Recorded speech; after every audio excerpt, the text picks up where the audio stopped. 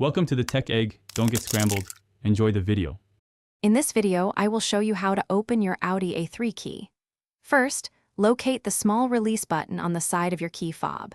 Press and hold this button firmly, then slide out the emergency key blade. This action reveals a small slot or indentation.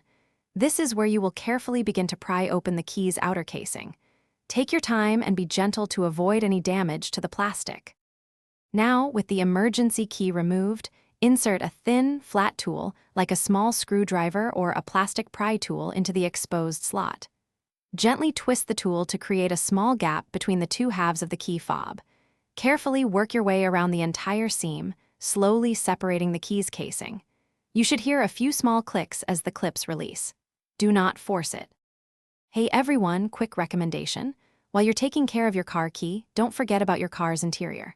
Life's too short for a stinky car, so grab a Little Trees Black Ice air freshener. It's a classic for a reason. If you're finding this video helpful, please hit that like button and subscribe for more tips. You can find the link for Little Trees Black Ice and other great deals in the description below. Now let's get back to the video.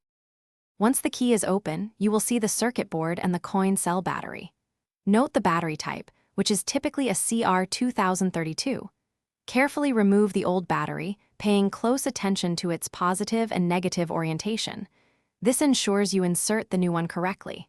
Now, insert the fresh battery with the positive side facing upwards, just as the old one was positioned. Ensure it sits snugly in its compartment. With the new battery in place, it's time to reassemble your key.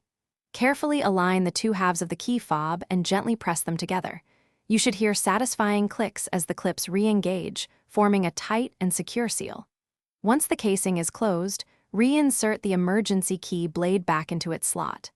Finally, test all the key's functions, like locking and unlocking, to ensure everything works perfectly. Thanks for watching. Consider subscribing if I helped unscramble your problems.